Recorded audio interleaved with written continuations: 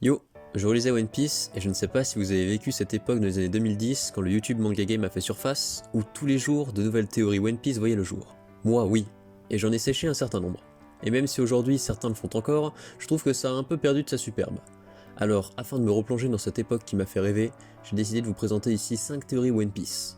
C'est possible que certaines d'entre elles aient été réfutées et les plus connaissants d'entre vous n'apprendront sans doute rien, car pour moi ce sont les plus connus.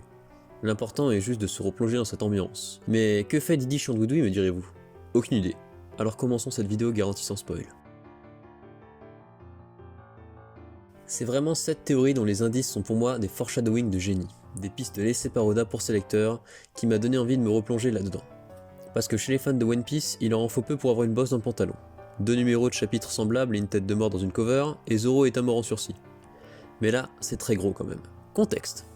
Luffy et compagnie doivent se rendre sur l'île Céleste et vont sur l'île de Jaya, afin de glaner des infos. Luffy, Nami et Zoro vont dans un bar, et on voit qu'Oda essaye de créer une opposition entre Luffy et Barbe Noire. Puis ils se font humilier par Bellamy, et lorsqu'ils ressortent, Teach leur fait un discours sur l'importance des rêves dans la piraterie. Luffy ne parle pas, se retourne. Puis Nami lui dit « Peut-être que ce type a des infos sur l'île Céleste ». Et Luffy ainsi que Zoro la corrigent. Ce n'est pas ce type, mais ces types. On pourrait peut-être croire qu'il parlait de son équipage, mais non. Tout semble indiquer qu'il parlait bel et bien de Teach. Tout cela est corrélé à son joli Roger. Si celui de Shanks le montre avec des cicatrices et celui de Luffy coiffé d'un chapeau de paille, on comprend que l'identité du capitaine fait le drapeau. Teach, lui, en possède un à 3 têtes, tel un cerbère. D'ailleurs, c'est Teach qui a fait la cicatrice de Shanks, qui a l'air de ressembler à un coup de griffe.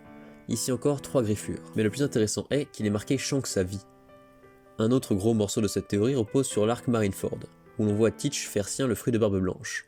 Dans le monde de One Piece, un fruit du démon se réincarne dans un fruit de même type lorsque son utilisateur décède. Et un être humain ne peut ingérer 2 fruits du démon sans mourir, car les démons se battent en lui. Telles sont les règles, exposées dans l'arc Dressrosa, régissant ces fruits. L'arc Dressrosa vient après Marineford, mais est selon moi le premier arc post-ellipse à réellement faire le lien avec Marineford. On y voit Burgess, le pyro-fruit de Ace, et surtout, on délégitimise le fait que Teach puisse en posséder 2. Analysons les éléments que l'on possède. Il est possible que Teach use des pouvoirs de son fruit des ténèbres pour aspirer le fruit de Barbe Blanche, et posséderait un moyen de gruger le système. Peut-être aussi avait-il prévu de prendre le fruit de même type que celui de Barbe Blanche pour le subtiliser à sa mort. Pourtant, s'il peut faire ça, pourquoi n'a-t-il pas pris celui d'Ace, qui est mort juste à côté? Possède-t-il une limite? Et surtout, pourquoi ces hommes ont-ils installé un drap aussi grand afin de le cacher pendant qu'ils subtilisaient le fruit? C'est là que les fans se sont réellement posé des questions. Que peut cacher un drap si grand, si ce n'est le pouvoir de Teach aux pirates et aux lecteurs? Tout le monde s'est dit, s'il peut avoir plusieurs fruits, peut-être en avait-il déjà plusieurs. Et la théorie la plus souvent admise est celle du fruit du cerbère. La taille du drap, les 3 têtes sur son drapeau et les griffes correspondent. Ainsi, ces têtes comptent pour plusieurs personnes, comme l'ont si bien dit Luffy et Zoro. Il lui permettrait d'ingérer 3 fruits différents, ce qui expliquerait qu'il préfère viser les fruits au pouvoir les plus puissants et plus variés. Personnellement, cette théorie me paraît très crédible. Après, il est possible que Barbe Noire soit un être spécial de naissance, qu'il ait été modifié par Vegapunk, ou encore que son fruit du démon, qui je le rappelle coupe les liens entre un fruit et son possesseur, et qui est très handicapant pour Teach, condamné à recevoir toutes les attaques, doit avoir beaucoup d'avantages pour que Teach le convoite à ce point depuis le début. Nombre de théories sur le One Piece existent, donc je ne jugerai pas de la fiabilité de celle-ci. Mais je me rappelle qu'elle m'avait retourné le crâne à l'époque, et qu'il faut bien avouer que ça expliquerait nombre de détails. Vous vous en doutez, mais celle-ci tourne autour des armes antiques. Fameuses armes que l'on utilise depuis le tome 23, soit il y a plus de 20 ans, et qui ont l'air d'avoir une importance particulière. La théorie voudrait que le One Piece ne soit pas un objet en soi, mais plus un concept, celui de liberté plus ou moins. En effet, il faudrait concentrer les pouvoirs des armes antiques sur Marijoise, et tout faire péter. Dans les grandes lignes, cela permettrait à chaque Mugiwara de réaliser son rêve, avec tous les océans qui se mélangeraient pour créer All Blue, Nami pourrait faire sa carte, etc. De plus, cela expliquerait que le gouvernement ne soit pas joasse à révéler les infos sur le siècle oublié. Et cela expliquerait également que Roger, n'ayant pas eu le temps de réaliser ce projet, ait donné envie à tout le monde de parcourir les mers afin de faire ce que lui n'a pas pu faire. Et quand on y réfléchit, c'est vrai que Roger, à part relancer la piraterie représentant son idéal, n'avait pas grand intérêt à lancer tout le monde à la recherche d'un trésor caché. Un autre gros morceau de la théorie réside dans la vision de Shearly, qui a vu Luffy détruire l'île des hommes poissons. Or, il n'en était rien, et elle ne se trompe jamais. L'île des hommes poissons étant située sous Red Line, elle serait détruite si cette théorie s'avère exacte. Bref, cette théorie est longue et s'appuie sur beaucoup de détails cachés. Je vous encourage à regarder des vidéos des spécialistes si celles-ci vous intéressent. Toutefois, avec les révélations qu'on a eues ces dernières années, d'autres théories semblent plus crédibles, comme celle de l'emplacement de la cité d'Emeraude sous Marijoise, de l'origine de Joy Boy, etc. Je vous encourage vraiment à vous y intéresser et de faire votre propre avis sur la question. A partir de maintenant, on va se concentrer sur de plus petits mystères. Effectivement, il semble que la plupart des mensonges d'Usopp se réalisent. Tout d'abord, il a prophétisé l'existence du Gobil, ce poisson avec des excréments aussi gros que des îles. Il a annoncé le peuple Tontata, en parlant de nains se nourrissant de poissons géants. Il a parlé d'une taupe géante, cela ne vous rappelle pas Miss Merry Christmas? Il a parlé d'un cerbère et d'un dragon, qu'il a également croisé après. Usopp déclarait être mis à prix à 30 millions de berries. Et quelle a été sa première prime? 30 millions de berries.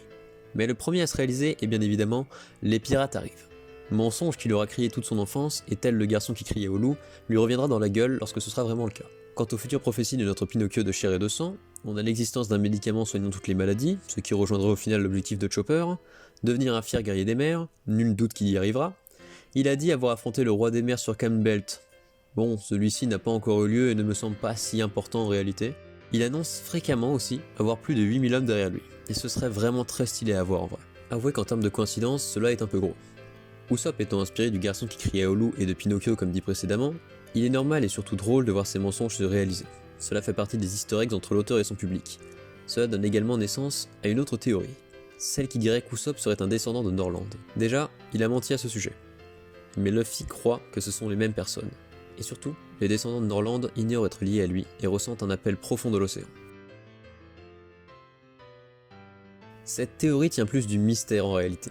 D'ailleurs, moi-même, elle ne me convainc pas totalement, du fait du manque de preuves. Celle-ci voudrait que Crocodile, ancien grand corsaire et macho de première, soit en réalité une femme. Tout part du chapitre 540 où Iwankov dit avoir un secret sur Crocodile. D'ailleurs, celui-ci est tellement lourd que le corsaire s'allie au héros. Iwankov est un personnage surtout connu pour sa vision du genre, et ses pouvoirs hormonaux puissants, pouvant entre autres changer des hommes en femmes. Les preuves à charge se trouveraient en réalité au centre de Baroque Works, avec les couples appelés Miss et Mister, et dans laquelle la seule exception est Bonclay Mister Two. On peut déjà y voir qu'Oda aborde le thème du genre. De plus, Crocodile, même en dehors de l'organisation, se fait appeler sœur. Son attachement au genre masculin n'est plus approuvé. La théorie avance aussi que dans les versions canon des Shichibukai enfants, on peut voir que Crocodile est très androgyne, plus proche d'Hancock que des autres dans ses visuels. Le chapitre 0, canon lui aussi, créé pour promouvoir un film, met en avant de nombreux pirates, à l'exécution de Roger, dont Crocodile, qui semble-t-il est le seul de dos, avec les cheveux longs, une boucle d'oreille et un manteau de fourrure. Cependant, ce ne sont pas de réels signes de féminité dans One Piece. Usopp a les cheveux longs et Doflamingo se balade avec un manteau rose à plumes. En bref, ce serait drôle que le plus gros macho de l'œuvre ait été une femme, mais beaucoup d'autres secrets sont envisageables. Cependant, pour l'instant, il est vrai que c'est la théorie la plus solide à ce sujet. Aurons-nous la réponse un jour? Seul Oda le sait. Pour finir, une petite théorie qui ne changerait rien à One Piece, mais qui me ferait remettre en cause ma perception du talent d'Oda, qui serait à des années-lumière de ce que j'imaginais. Je pense que cette théorie n'est pas assez connue, alors je la partage pour les plus impliqués d'entre vous. Il est possible que le lien entre Luffy et Nika soit prévu depuis le premier chapitre. Oui je sais, je lâche une bombe. Et j'ai critiqué les fans pour se branler souvent sur que dalle, mais là c'est troublant. Connaissez-vous Hanuman? Bien sûr que non, et c'est normal. Voici une petite image de la personne. Il vient d'un conte où il est le roi singe. Le lien se fait rapidement avec Monkey D. Luffy, mais ce n'est qu'un début. Outre leur petite tenue similaire, petite veste rouge, sandales et bas bleus, Hanuman a la particularité de ne pas craindre la foudre et de modifier la taille des parties de son corps. Le lien n'est plus à faire. Il est clair qu'Oda a puisé l'inspiration du héros en ce personnage mythique de sa culture. Le frère d'Hanuman est Agni, le dieu du feu, et possède 2 têtes, référence évidente à Ace et Sabo, ce qui en soi est déjà balèze lorsqu'on sait que les informations sur Ace, Sabo et l'obtention du pyrofruit par le second sont séparées de 20 ans de publication. Mais Hanuman est également connu pour avoir confondu le soleil et un fruit, et avoir tenté de manger celui-ci.